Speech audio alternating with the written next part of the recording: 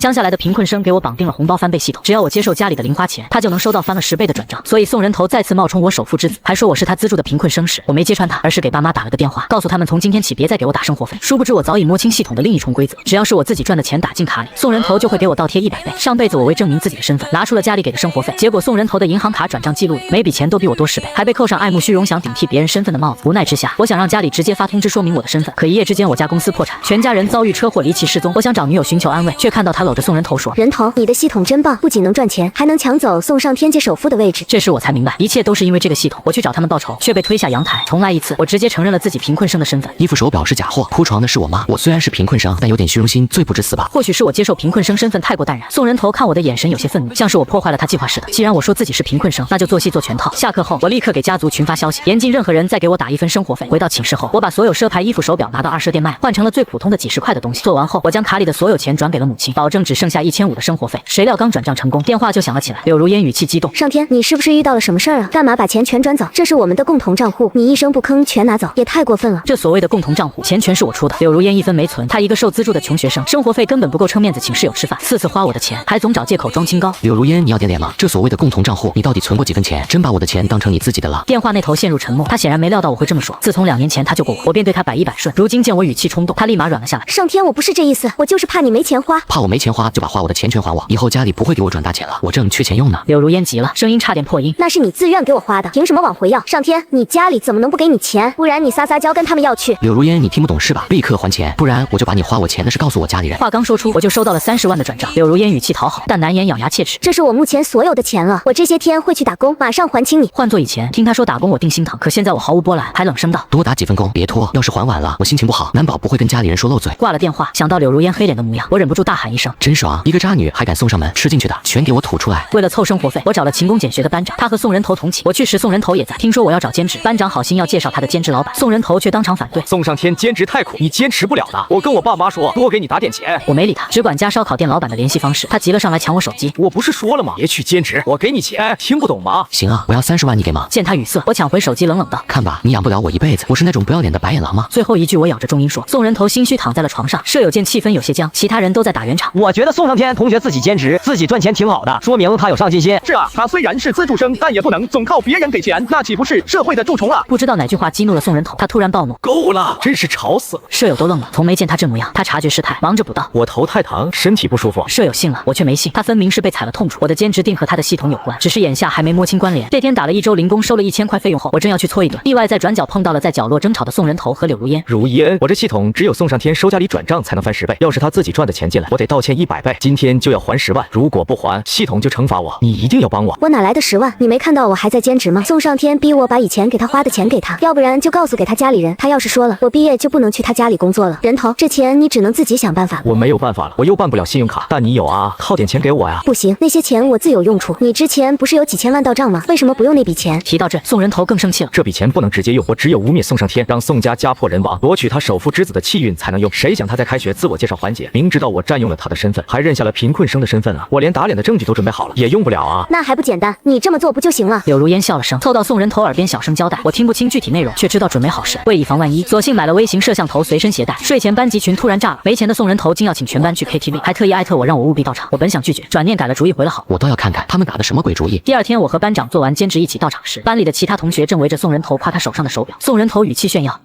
这可是爸妈送的礼物，就说这腕表的机芯都是定制的，单表身就值500多万，整套下来超2000万呢。”我扫了眼他腕上那只表，灯光下毫无质感，连正品的光泽都没有，跟我爸妈送我的比起来，一眼就是假货。但其他同学不懂，我们就说为什么这么好看，原来这么贵呢？是啊，那你可得戴好，千万别丢了。宋人头敷衍几句，热情拉我坐他身边，还顺手把我包放角落椅子。我全程警惕，他只出去上了趟厕所就没再动。众人玩尽兴要走，我正以为想多了，他突然抬着手大喊：“我的手表呢？我爸妈送我的手表怎么不见了？”一听这么贵的东西不见了，同学们都好心的帮忙去找，可翻遍整个包厢都没找到手表的影子。是不是有人捡到了，不想还给我？我请求捡到的人一定要还给我，那是我爸妈送我的礼物，我愿意再给你一件补偿。他又看向我：“上天，你坐的离我最近，真的没看到我的手表吗？”同学们听到后纷纷附和道：“对呀，上天，你离得近，有看到人头的手表是什么时候掉的吗？”也有些对我有不好的猜测，就他离得最近，我看他的嫌疑最深。以前他就虚荣，该不会真趁人头不注意把手表拿了吧？我也觉得有可能哎，毕竟人头手表价值2000万呢。宋上天，不如你掏兜翻包子挣清白吧。我意味深长看着他们，你们这是什么意思啊？就因为宋人头一句我坐得近，就要掏我的东西？你们有证据证明我偷了他的手表？污蔑可是要承担法律责任的哦。不等他们说话，我就要拿出手机报警。既然你们不相信相信我，那就让警察来证明我的清白吧。宋人头慌了，连忙打断我。没必要的，上天，我们都是同学，他们也只是关心我。倒是你，明明只是翻个包就能自证清白的事儿，非要拖延时间，你该不会真拿我东西？心虚了吧？其实你要真拿了，我也不怪你，只要你把手表还给我，我愿意给你买其他东西赔偿给你。他以退为进的方法看似为我考虑，实则让我退无可退。不过正合我意。行，就像你说的，大家都是同学，也不太好闹太僵。我主动翻出了身上的口袋，就连鞋子都脱了。我身上都没有，能证明我清白了吧？可你还有个包啊，包还没翻呢。我正要解释包不是我的，已经有人拿起了包，将里面的东西倒了出来。那条手表就这么滚在了桌上，手表连表带一起摔成两半，现场顿时安静。宋人头捡起手表，声音颤抖问我：宋上天，请你给我一个解释，为什么要偷偷藏起我的手表，还要弄坏它？你是不是嫉妒我，看不得我好？同学们也变了脸色，纷纷帮着他指责我。没人看到班长的脸色越来越难看，他攥紧了拳头，走到我面前。这个包是我的，不是宋上天同学的，而且我也没偷东西。宋人头明显不信。班长，你就不要包庇他了。进包厢的时候，我亲眼看到就是他带进来的，怎么不是他的？对，我也看到了，我还见他从包里拿纸巾上厕所呢。班长，你没必要包庇一个小偷啊。这个包真的是我的，宋上天提包进来是因为我肚子痛，拜托他帮我拿进来。拿纸巾是我给他发消息让他帮我拿的。怕大家不信，班长拿起了包打开给同学们看，里面证件全部都是班长的，没有一个是我的东西。大多数人已经信了包跟我无关，但少数人仍坚持己见，说不定是宋上天捡到了，故意塞到班长包里面，想让他背走。如果发现了，就嫁祸给班长，说是他偷的。眼见着越说越过分，班长站出来维护。这几天上天和我一起兼职，我了解他是什么样的人，你们不能这么揣测他，这对他不公平。更何况这个手表是从我包里发现的，我建议报警。班长人缘太好，大多数人都表示赞同，已经有人拿出手机准备按下了110。宋人头见事情不受控制，他忙说道：算了，还是不要把事儿想这么麻烦了，不就一条手表吗？我不计较了。我肯定不可能如他所愿，当即说道：不用报警，我有监控能查到是谁放的。这话宛如王炸，因为手表刚丢时候就有人问过这儿的服务人员，他们说只有这房间的监控坏了。忘记告诉你们了，我前几天在网上找了个兼职，要拍每天的素材。刚刚我进来就把运动相机放在角落录视频呢。同学们听后高兴不已，催着我赶紧调出刚刚的录像。只有宋人头的脸色一寸一寸白了，他声音发颤，仍在强装镇定。行了，我不追究了，东西能找回来就行，我也不在乎这点钱。要是真放了视频，拿手表的同学以后该怎么做人啊？这事儿肯定要弄清楚的，要是不弄清楚，难道我要一辈子背负莫须有的小偷骂名？怎么对于宋同学而言，别的同学名誉重要，我就不重要了？不等宋人头说话，我已经将运动相机连接到大屏幕，我疯狂快进，直到切到了大家都想看的画面。黑暗的包厢里，宋人头趁点歌的时候取下了手表，丢进了我的包里。丢之前，他特意弄坏了手表。宋人头，你为什么要自导自演呢？怎么污蔑人很好玩？众人的视线落在他身上，不解他为什么这么做。宋人头慌不择路，他指着酒说：我不是故意的，我只是喝醉了，你们千万别误会我，这手表本就是我的。你们想想，我这么做图什么呢？我本就是首富之子啊，还能为什么？为了污蔑我啊？宋人头，不就是你引导其他人说我偷了你东西的吗？差点被他演技带偏的同学想起了离开前的那一幕，大家议论纷纷，都在质问他。就在此时，门推开了，柳如烟走了进来，看到宋人头双眼红了，他不由分说指责我：宋上天，身为你的女友，我对你盗窃的事儿非常生气。你要是想和我继续在一起，必须对宋人头道歉，还有你必须要想办法赔，要不然我们只能报警。我夺走了宋人头手里的手表，笑着问：你说这假的手表值2000万？柳如烟一听到我说假手表3个字，整个人无比亢奋，这跟他和宋人头谋划的对上，我被污蔑小偷后一定会质疑手表的真假。宋人头是首富少爷，怎么会戴假手表呢？我看就是你偷了手表，还污蔑我们宋人头身份。你忘记你是被他资助的，你就是白眼狼。他说完后挺直了腰板，似乎在等着其他人帮腔，但出乎意料的，其他同学都没帮他说话。经历刚刚的事后，他们都不敢随便开口，只有宋人头脸色难堪道：如烟姐，你别说了。不行，宋上天虽然是我男朋友，我也不能看他这么欺负你。我没说话，只是勾着唇点开视频。柳如烟被声音吸引，望向了屏幕。此时画面正好切换到宋人头将手表放到包里，他这时才意识到我根本没被当成小偷，更谈不上污蔑。我盯着他逐渐变白的脸色，讥笑道：我的女朋友，你在不了解事情来龙去脉情况下就张口说我是小偷，看来今天这场泼脏水是早有预谋啊！不知道你什么时候和宋人头关系这么密切呢？同学们也在他和宋人头两人之间流转，无声之中揣测他们的身份。宋人头都快急哭了。手表不是你拿的是一回事，但你污蔑宋人头戴假表是另一回事。赶紧为你说他表是假的，这是盗窃。我就知道你会这么说，都进来吧。门再次被推开，两个穿着西装的男人提着小箱子走进了包厢。你好，我们是某利家的手表鉴定师，特意上门帮忙鉴定手表，仪器我们也带过来了。他们按我嘱咐把工牌、资格证给同学看，我立刻递上手表。宋人头柳如烟，他明知是假货，急得不行。眼看检测仪器开了，宋人头再也绷不住，一把抢过手表，扔进了窗户外。我的手表不需要人检验，这条我也不要了。宋人头，你这是心虚承认自己带假货了？他梗着脖子嘴硬。不是，我就是不想你们糟蹋我的礼物而已。在场的人不是傻子，没办法再相信他的话。班长皱着眉率先发问：手表既然是假的，你却说值2000万，还让人说成是宋上天偷的。宋人头，你为什么这么做？你真的是宋首富的儿子吗？最后一句话无比犀利，我惊叹班长的直觉。我不是我爸的儿子，难道是你的啊？我看你这几天做兼职做疯了，手表我只是拿错了而已，我也被人骗了，被调包了，懂吗？他表情疯狂，瞪了他一眼，拉着柳如烟离开。这次早早等待的服务员拦住了他们。先生，咱包厢一共花费2万元，你们是现金还是去前台刷卡呢？2万？你们是来抢钱的吧？我们不就吃了点水果，点了些酒吗？哪里来的2万？宋人头抢过他手里的账单，一个字一个字检查。什么酒啊？3瓶就1万了，你们这收费哪里合理？赶紧给我折扣，要不然我去投诉你们。他完全沉浸在讲价掰扯里，没听到大家小声的议论声。宋人头不是首富的儿子吗？怎么这2万跟要了他的命一样啊？是啊，他这蛮不讲理的样子，好丢脸啊！明明让我们随便拿东西吃的是他，现在给不起钱的又是他。他早说自己没钱了，我们又不是穷鬼，死皮赖脸来这。你没觉得奇怪吗？他说自己是首富的儿子，但气质还没宋尚天好。他的身上的衣服，之前我在逛拼夕夕时候也见到过，几十块钱一件。听着越来越多的质疑，柳如烟肉痛拿出了卡，说道：“好了，人头，我知道你做事有原则，还是先把钱付了再说吧。”宋人头像是突然从睡梦中惊醒，意识到刚刚做了什么事儿。他从小为了钱讲价惯了，一不注意就会露馅。拿着卡去付款时，接收到服务员的白眼，他脸涨得通红。我嘴唇勾了勾，走近还在原地的柳如烟。有钱帮人付2万的费用，没钱还我，你本事大了啊！不是我的钱，他本来就是宋人头同学的。我意味深长哦了声，什么都没说，跟着班长走了。柳如烟害怕了，追上了我们，但我没给他机会，拉上班长坐上了着了亮的士，狭小的空间。班长问道：“上天，你才是首富的儿子是吗？你从哪看出来的？气质，你身上的气质不像是贫困生，更像是用钱堆出来。只是我不明白，你既然知道宋人头占了你的身份，为什么不说，反而认下贫困生这个身份，还要跟着我一起做兼职？”我没回答他，注意力全都在耳朵的监听器里。没错，刚刚混乱之中，我将监听器在宋人头和柳如烟口袋里各丢了一枚。如烟姐怎么办啊？我们本来是想让宋尚天弄成小偷，再在他说出我手表是假的时候，趁机说出他想顶替我身份的事儿，引起大家愤怒，窃取他契约。但现在没成功，我系统也快不行了。系统不能不行，要是我们拿不到宋家的财产，岂不是白做了？你跟我难道想再被赶到那个山沟沟？宋人头，我们必须要成功，干掉他吧。人头，如果宋尚天是气运之子，我们把他灭了，是不是就行了？我不知道，系统已经极其虚弱，他给不了提示了。那就别管他，我们既然已经得罪了他，不如一不做二不休。我攥紧了拳头，全身泛起了寒意。我冷着眼将录音法给了爸妈，家人们的回信很快，他们说已经断掉了宋人头和柳如烟的所有资助，并跟旗下所有公司下达指令，终身不准录用他们2个。回到学校后，我还在犹豫要不要告诉班长具体情况，他已经看出我的为难，示意我别说。事已密成，予以泄密。上天，我当你是朋友，不强求你。行，谢谢我的朋友，我弄好了和你说。晚上洗漱躺在床上，柳如烟打电话过来给我道歉。上天，对不起，我一直没告诉你，宋人头和我是同村的，我们是青梅竹马，他爸爸对我有恩，我把他当哥哥看待，不是你想的那种关系。最近的事儿他已经知道错了，特意拜托我请你单独吃饭，单独道歉，你来吗？敌人都朝我抛出诱饵，哪有不来的道理？我答应后，他们发来了吃饭的位置，在偏远的农家小院。柳如烟、宋人头要和我打同一辆车一起去，我没拒绝，只是在走之前跟班长对视了一眼。上了车后，我直接闭眼假寐。不知道过了多久，车子停了，不是在所谓的农家小院，而是在一处废弃的仓库。司机下车后，扯掉了脸上的口罩，露出了从头到嘴巴的如蜈蚣般的疤痕。他粗鲁把我拽下来，一脚踹在我的膝盖，我疼得跪在了地板，狼狈不堪。这男的真是宋振南他儿子，你们知道骗我什么后果吧？宋人头和柳如烟如同老师看到猫。怎么会？我们怎么会骗你？不，你们就是骗了。我抬头看向宋人头，你开学时候介绍自己说你爸是宋振南，你自己承认了自己是首富儿子，我是你资助的贫困生，你现在怎么让我替你去死呢？你们别以为我心甘情愿当你们替死鬼，我可是有证据的。男人凶狠地看着我，证据在哪？我立即拿出手机点开了视频，当初为了以防万一拍下的证据，现在有了用处。我叫宋人头，我爸是宋振南，我妈是……听到自己的声音，宋人头吓坏了。不是，这是假的，我是假冒的，我只是宋家资助的穷学生，我不是你仇人的儿子，你要相信我。他撒谎，你看看他的转账记录，竟然有1000万的转账，这么多钱，不是首富的儿子，他怎么这么富有？话落，柳如烟和宋人头不敢置信看向我，你怎么知道的？宋尚天，你早就知道了。我没回答他们，只冷眼看着刀疤脸抢过宋人头的手机解了锁。看到了如我所说的1000万转账后，他脸色顿变，一脚踹在他的腹部，毫无准备的宋人头被踹出了几米远，抱着肚子喊疼。曾经护着他的柳如烟全身发抖，离他远远的。敢骗老子？难道没在道上打听老子是什么人吗？不是的，我真的不是宋振南的儿子，你别被骗了，我手里头有证据。他未说完的话被臭袜子堵住，刀疤脸一心向宋振南复仇，威胁我让我闭嘴后就让我滚。柳如烟也想起身离开，但被刀疤拦住了。你是宋振南的儿媳吧？你不能走，不给他否认的机会。他断了柳如烟一条腿，拖着他走，身后发出了撕心裂肺的叫声。我没回头，而是一直往前跑上了早已等待多时的车。哥哥父母都在车上。好大的胆啊！都跟你说了，那刀疤脸是你爸宿敌派过来的，你还要以身入局。当初他们送我贫困资助生身份，我就想用这个让他们自讨苦吃，我要让他们搬起石头砸自己的脚。我们最终还是报了警，男人逃跑了。废弃的仓库只剩下2具被搓磨破烂不堪的身体。宋人头脸上留下了长长的伤疤，柳如烟更惨，手脚都不能动了。他们2个都成了废人，但没钱支付医药费。柳如烟祈求着医生拨通我的号码，让我来替他们缴费。我拒绝后，立即换了个新号码。而我们家没了系统的困扰后，立即对全世界宣告了我的身份。同学们看到新闻后，纷纷在群里跟我道歉。我没计较他们，而是邀请班长来我家里玩。要不是他那天通风报信，把宋人头口中的车牌号告诉我，我也不可能顺藤摸瓜查到刀疤脸。班长，你不是在找假期兼职吗？寒假来我家公司吧。他没拒绝，只是从这天开始，我得了一位给我补习的小老师。原来真正好的人是无时无刻想着知恩图报的。